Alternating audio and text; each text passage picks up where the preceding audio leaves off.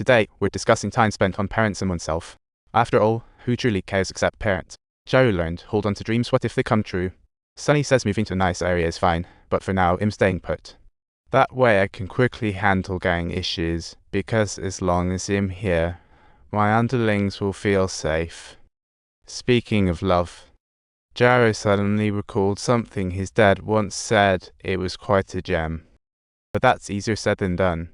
If I had to choose, I'd say I'm more afraid fear tends to stick around longer than love. Relationships aren't just about friends. Money doesn't mean everything either. Fear might make them seem loyal, but the key is to avoid letting I'm kind to my team, but not overly so. Too much, and they won't need me, just enough, and they will, yet they don't hate me. Just then, a loud ruckus erupted outside, and Sonny got drawn to it. He couldn't believe a group of people just waltzed into his bar. With a no trouble, no fear attitude, Sonny stepped forward. Noticing their politeness, he told the bartender to serve them. Who knew they'd be so unappreciative? Got beers and started trouble with the bartender's car. Incomprehensible. They actually wanted Sonny to show them his car outside. Sonny had no choice but to close the door on them, blame them for picking the wrong fight. Sonny went after those guys like a pro, swift and brutal, while Jiro in the corner felt like shedding a tear. Just then, Jiro's friends arrived for fun and got a gang experience card. How dramatic. By nightfall, Jiro joined those friends, discussing buying a stolen gun crazy. Fortunately, Sonny happened to come across this particular scene and witnessed Jiro mixing with them. He was absolutely furious. Subtitles. Sonny swiftly brought Jiro back to the bar with the intention of giving him a heartwarming pep talk, and indeed, the vigilance of that seasoned veteran is truly remarkable. Those so-called friends of yours are gutter trash. Hanging with them will only lead you to disaster. Jiro never imagined his friends would stir up such trouble. In the nick of time, seeing his buddies about to really mess things up, Jiro jumped in to stop them. He finally saved one of the black guys. Talk about a heart-pounding plot twist. After school, Jiro spotted the girl he had a crush on and mustered the courage to confess his feelings. The two of them chatted and laughed, getting closer and closer. It was not until they arrived at the black neighborhood that Jiro lost his courage, and as a result, they made an appointment to meet again the next day.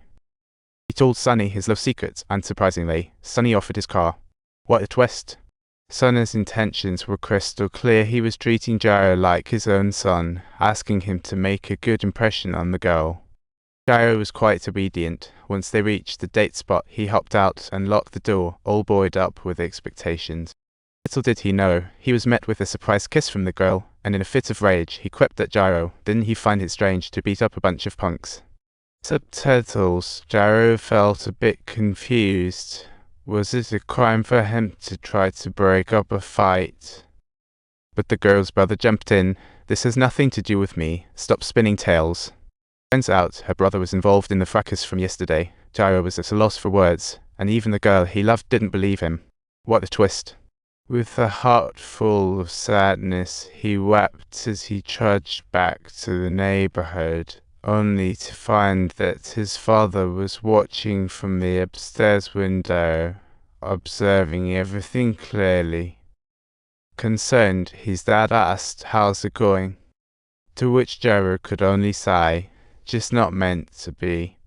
Coming back to his senses, Jiro returned to bed, trying to cheer himself up over his father's late arrival, only to be told not to drive gang cars in a truly helpless situation. But it's all for your own good. I don't want you to get hurt. Jiro had already been tired of those words, and didn't really want to argue with his father. A boy with an incompetent father saw the bar ghetto from below. A gang of revenge-hungry friends were ready to step in, but just then Sonny showed up and slapped him across the face. He demanded to know where the car had been driven. Sonny's men found explosives in the car, and he worried the blame might stick to him. It was unreal. I'm not gonna let you get away so easily. You're like one dad, and my real dad ain't wrong. Sonny doesn't trust anyone. Having lost both dad figures, Jiro felt utterly lost. Just as he walked out, his dad's tattoo was the very one Sonny had begun to use. Not only did he threaten his father, but he also had his men knock him to the ground. Little did he know, Jiro had already boarded the crime train. The car was loaded with Molotov cocktails and a gun, and when Jiro saw it, his first reaction was oh no. He wanted to run, but was even more afraid of being called a coward.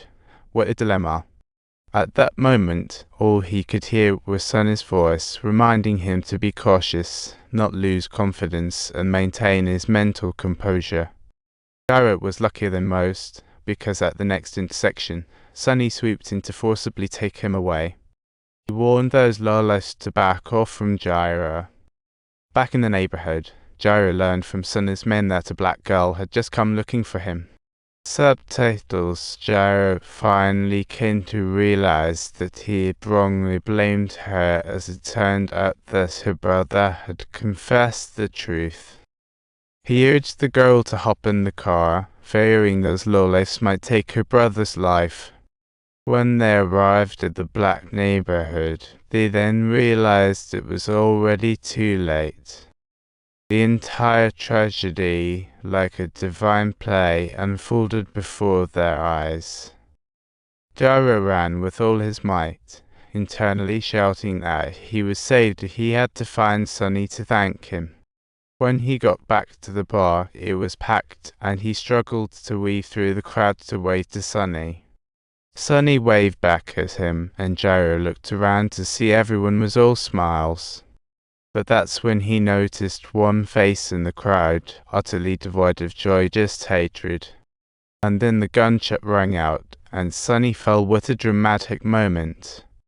There was no way to survive such close-range shooting. The gunman clearly had no plans to leave alive. The shooter was none other than the son of the man Sonny had killed 8 years ago, a classic revenge tale. At the funeral, people were bustling about, flowers everywhere, but Jiro noticed nobody seemed to care. This wasn't a funeral, it was like a stage show. Just as Sonny said, nobody cared about life or death. Only after the funeral concluded and everyone left did Jiro step up to Sonny, expressing heartfelt gratitude. Dear viewers, don't forget to like and subscribe. See you next time.